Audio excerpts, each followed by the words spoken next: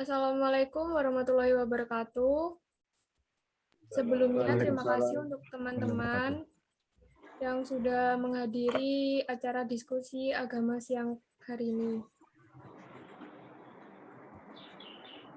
Di sini saya akan berceramah tentang keistimewaan sholat berjamaah.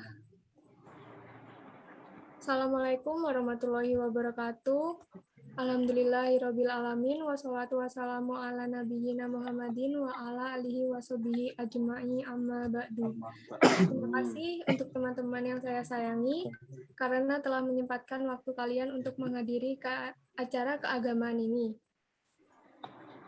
Pertama, pada kesempatan yang penuh berkah ini, saya mengajak teman-teman sekalian untuk memanjatkan puji syukur kehadirat Allah Subhanahu wa Ta'ala yang telah memberikan rahmat, hidayah, dan inayahnya kepada kita. Sehingga detik ini kita masih bisa merasakan nikmatnya hidup dan kehidupan dengan tetap berpegang teguh pada ajaran agama Islam. Salawat dan salam tak lupa kita panjatkan kepada junjungan kita, Nabi besar Muhammad SAW, Nabi akhir zaman, teladan umat manusia di dalam menjalani kehidupan. Teman-teman yang saya kasihi, pada kesempatan kali ini saya akan menyampaikan sedikit ilmu tentang keistimewaan sholat berjamaah. Pernah nggak sih kalian melihat di zaman ini banyak orang-orang, khususnya anak muda yang jarang ke masjid atau musola-musola terdekat untuk melaksanakan sholat berjamaah, apalagi berjamaah subuh. Memang saat ini sedang zamannya virus yang ditakuti oleh hampir semua orang, yaitu COVID-19. Mungkin dengan alasan menjaga dari terpaparnya COVID-19 ini, mereka lebih memilih untuk sholat di rumah masing-masing. Tetapi dengan menaati proses, insya Allah sholat berjamaah masih bisa dilaksanakan. Dan ada beberapa yang menghiraukan sholat berjamaah dengan alasan sholat sendiri-sendiri karena lebih cepat dan tidak memakan waktu banyak. Apalagi untuk sholat berjamaah subuh sendiri, jarang sekali orang bangun pagi untuk berjamaah di masjid atau musola. Mungkin beberapa dari mereka ada yang lembur kerja atau kegiatan apa, jadi tidak sempat melaksanakan berjamaah. Sholat sendiri merupakan amalan pertama kali yang ditimbang di akhirat kelak. Mereka tidak tahu bahwa sholat berjamaah itu memiliki keutamaan daripada dengan melaksanakan sholat sendirian. Kalian ketahui bahwa sholat berjamaah itu memiliki kelebihannya. Dapat dilihat dari hadis riwayat Islam yang menyatakan sholat berjamaah lebih utama 27 derajat dibanding sholat sendirian. Hadis riwayat Bukhari dan Muslim.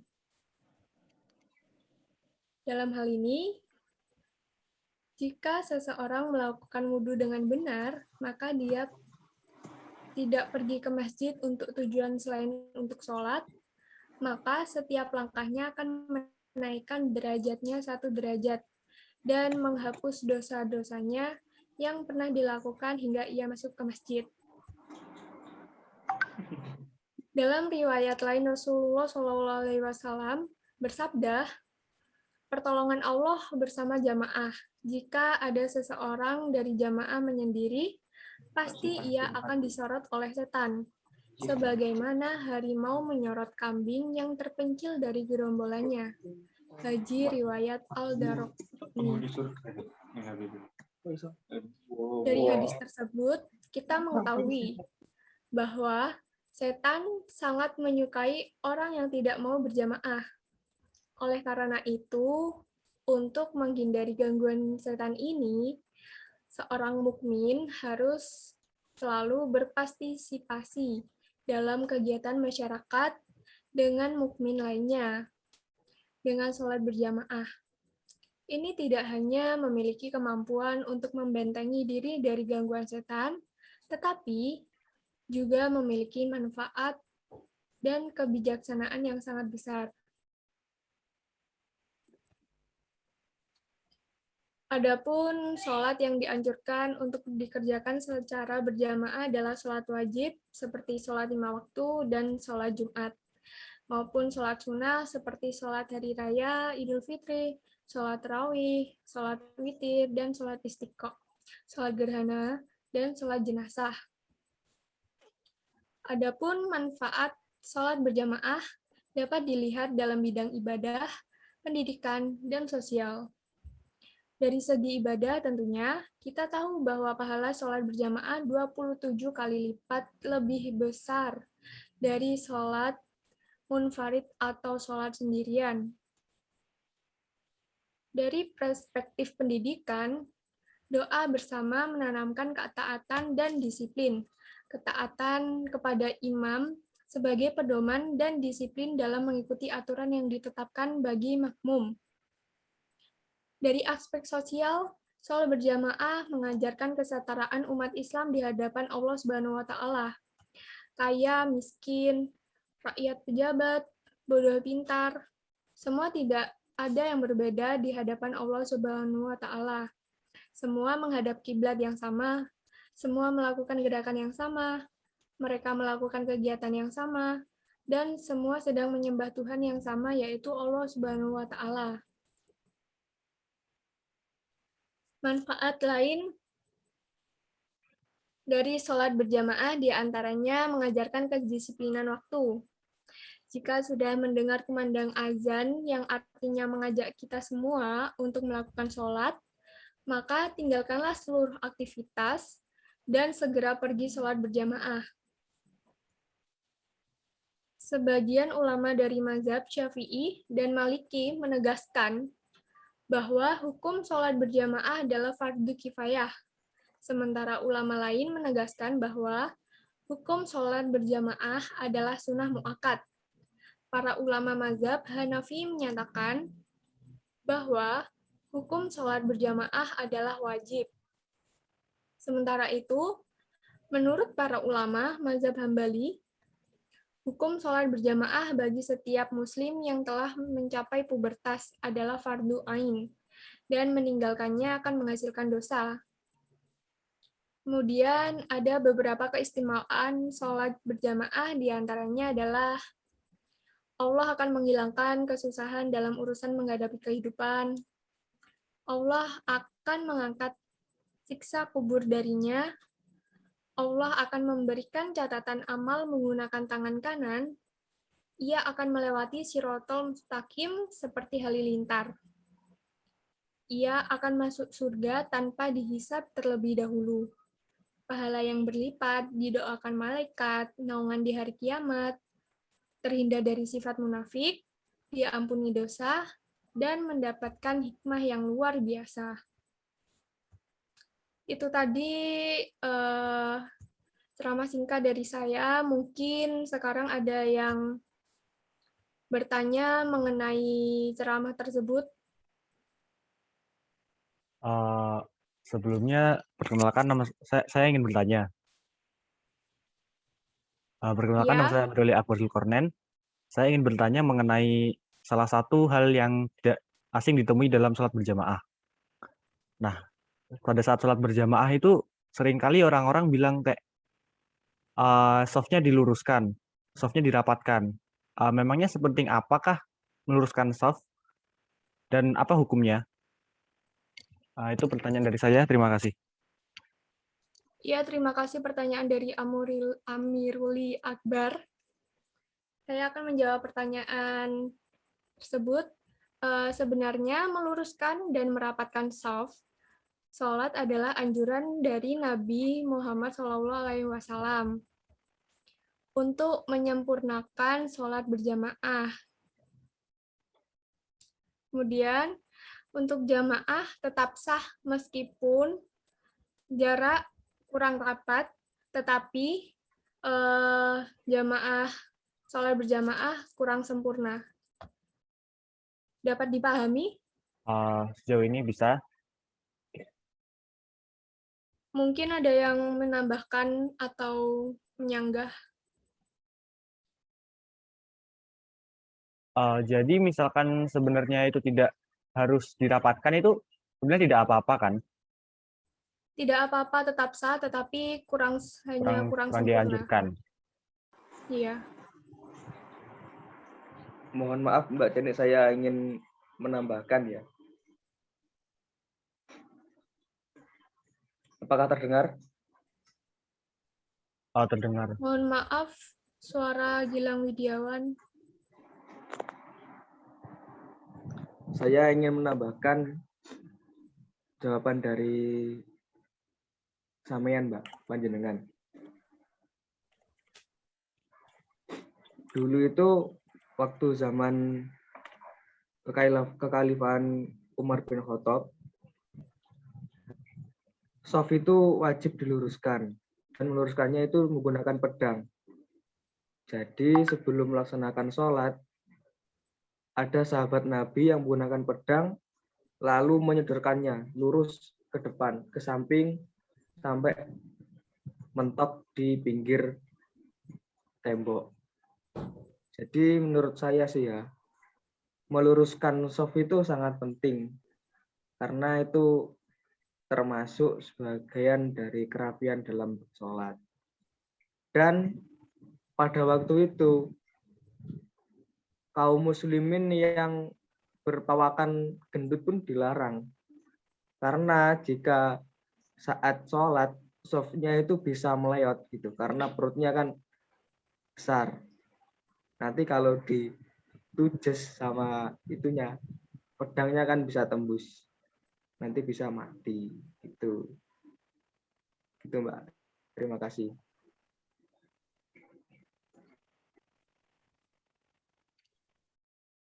Iya, terima kasih tambahan dari Gilang Widiawan. Mungkin selanjutnya ada yang bertanya lagi.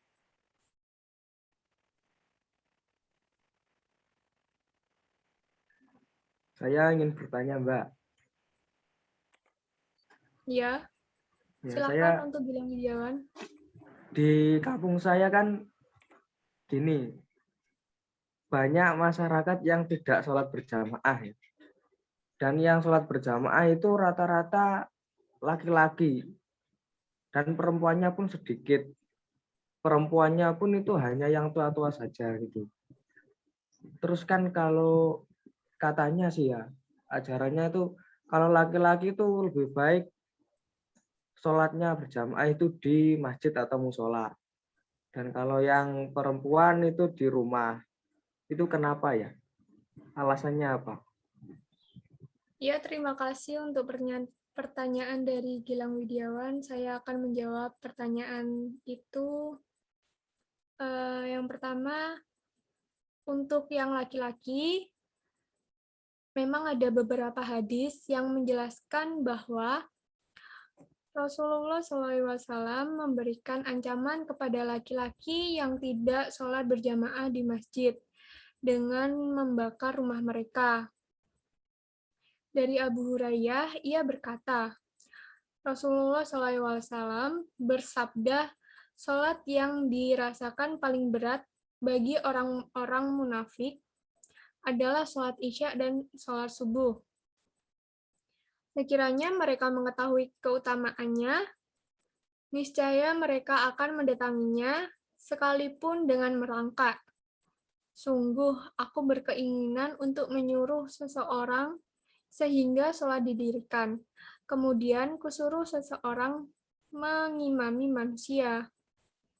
Lalu, aku bersama beberapa orang membawa kayu bakar mendatangi suatu kaum yang tidak menghadiri sholat. Lantas, aku bakar rumah-rumah mereka. Jadi, sebenarnya laki-laki itu adalah imam. Jadi, sangat dianjurkan untuk pergi berjamaah ke masjid untuk mengimami sholat berjamaah. Kemudian untuk yang perempuan sendiri, mengapa dianjurkan sholat di rumah? Rasulullah, mohon maaf, karena di dalam hadis ditegaskan oleh Rasulullah SAW bahwa tempat sholat fardu terbaik bagi perempuannya adalah di rumahnya. Dari As-Saib Maula Ummu Salamah, istri Nabi SAW, ia menceritakan bahwasanya Rasulullah SAW telah bersabda, sebaik-baiknya sholat perempuan itu di kamar rumahnya. Begitu untuk Saudara Gilang Widiawan, dapat diterima jawaban dari saya. Ya, terima kasih Mbak. Terima kasih. Mungkin ada yang menyanggah atau lanjut ke pertanyaan berikutnya.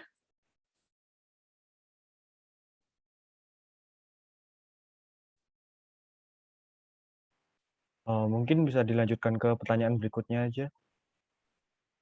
Soalnya kayaknya udah cukup yang jawaban dari pertanyaan keduanya.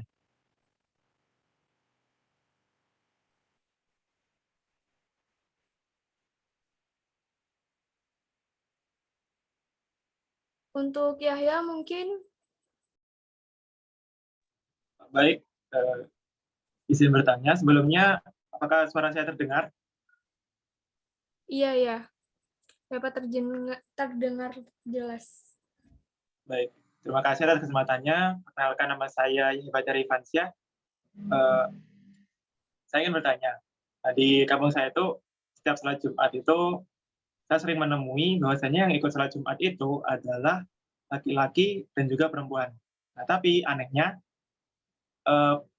yang mengikuti sholat Jumat itu perempuannya mayoritas orang tua saja.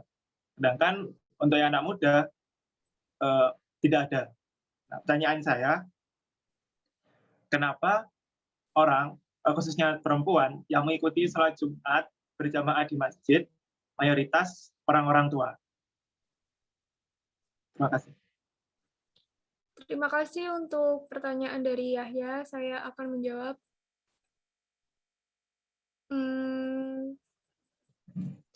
Hari Jumat itu merupakan hari penuh berkah bagi umat Muslim. Pada hari ini ada satu ibadah yang wajib dilakukan oleh kaum laki-laki. Bahwa di sini menyebutkan yang harus dilakukan oleh kaum laki-laki. Jadi perempuan itu tidak diwajibkan untuk melaksanakan sholat Jumat di masjid. Rasulullah SAW bersabda dalam sebuah hadis yang diriwayatkan oleh An-Nasa'i bahwa sholat Jumat wajib hukumnya bagi laki-laki yang sudah balik. Dari Hafsah, Rasulullah SAW bersabda, pergi menunaikan sholat Jumat wajib bagi semua lelaki yang sudah balik. Hadis riwayat An-Nasa'i. Kemudian ketahuilah, wahai saudariku yang muslimah, bahwa para ulama sudah bersepakat dan berjima bahwa sholat Jumat tidak wajib bagi kaum wanita. Begitu Yahya. Mungkin ada yang menambahkan jawaban dari saya atau ingin menyanggah.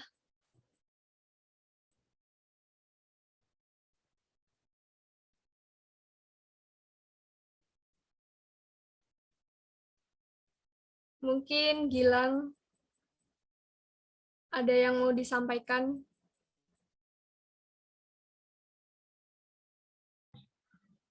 Saya ingin menyampaikan beberapa pedoman.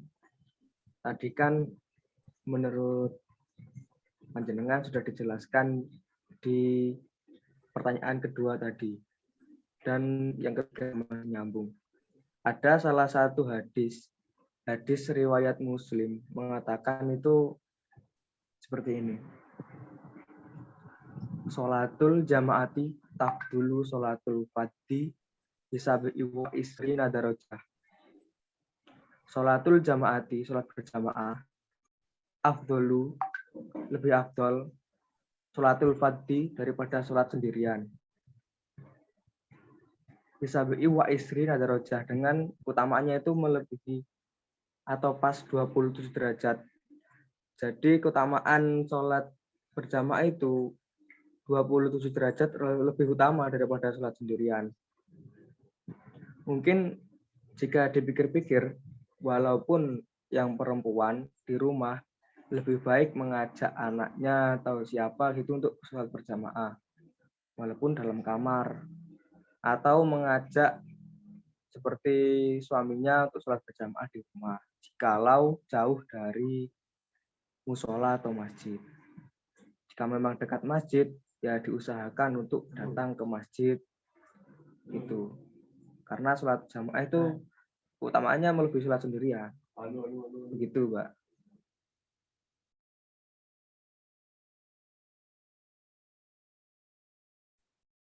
Terima kasih tambahan dari Gilang Widiawan. Untuk Amiruli, Oh, ya, gimana? ini sudah berapa menit ya? Sebentar. Sepertinya udah 20 menitan atau kalau nggak salah. Soalnya di Ya, sini kayaknya udah 20 menitan. Soalnya nggak bisa dilihat juga berapa menit udah. mungkin ada tambahan lagi. Kalau dari saya nggak ada sih. Dari Yahya mungkin ingin menambahkan. Untuk jawaban dari Kak Sani maupun Kak Gilang, alhamdulillah sudah menjawab. Ya, terima kasih ya. Terima kasih juga Kak.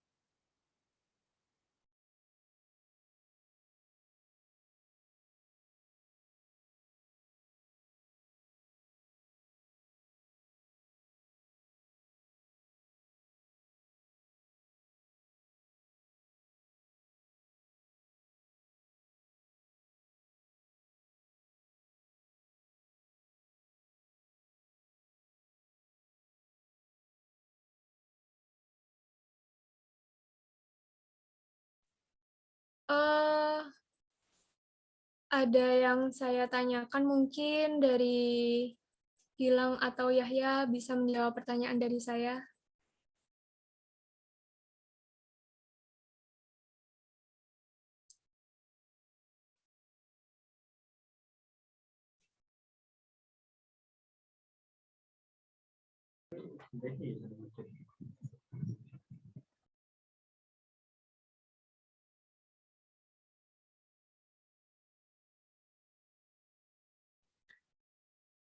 Oh ya, semisal ada orang yang sakit atau orang yang tidak bisa berjalan, apakah diwajibkan untuk sholat berjamaah?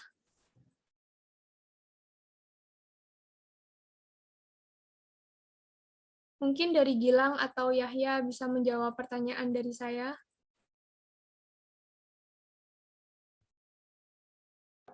Mungkin Mas Yahya bisa menjawab lebih duluan atau gimana? Baik, izin menjawab.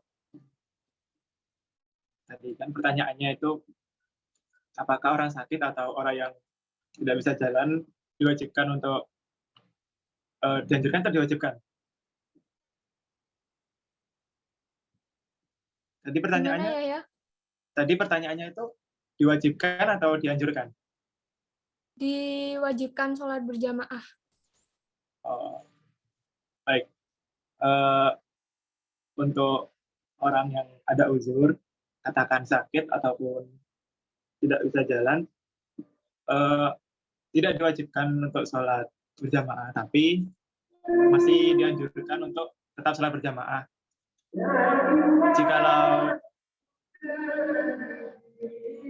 Jikalau yang sakit itu berpotensi menularkan penyakitnya, dianjurkan untuk sholat sendiri di rumah. Tapi apabila sakitnya itu ringan, dianjurkan untuk sholat di masjid.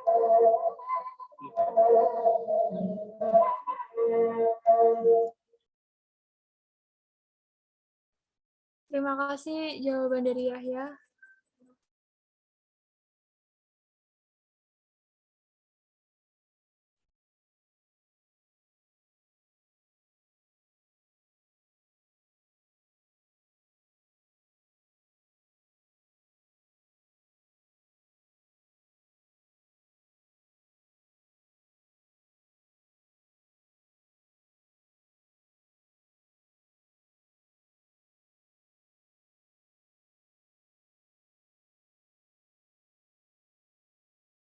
Mohon maaf, untuk Gilang, apakah ada tambahan dari manfaat sholat berjamaah?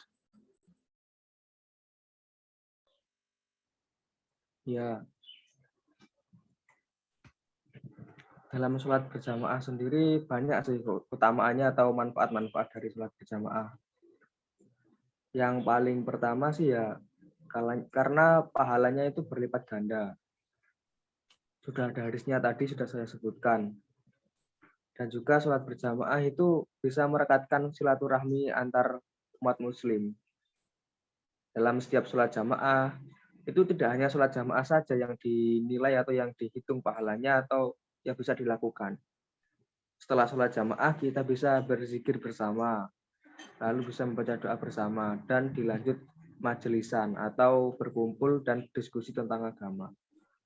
Jadi dalam sholat berjamaah sendiri nanti bisa meruntut banyak sekali manfaatnya, seperti kita bisa menambah relasi, menambah ilmu tentang keagamaan. Begitu, Mbak.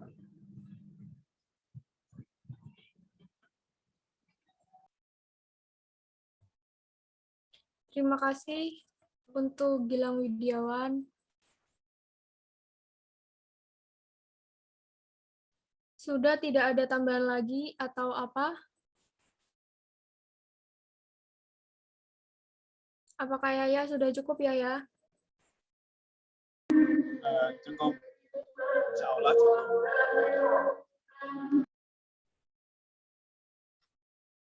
Sebelumnya terima kasih lagi untuk teman-teman yang sudah menghadiri diskusi agama hari ini. Sekian, terima kasih. Saya tutup. Wassalamualaikum warahmatullahi wabarakatuh. Waalaikumsalam warahmatullahi wabarakatuh. Warahmatullahi wabarakatuh.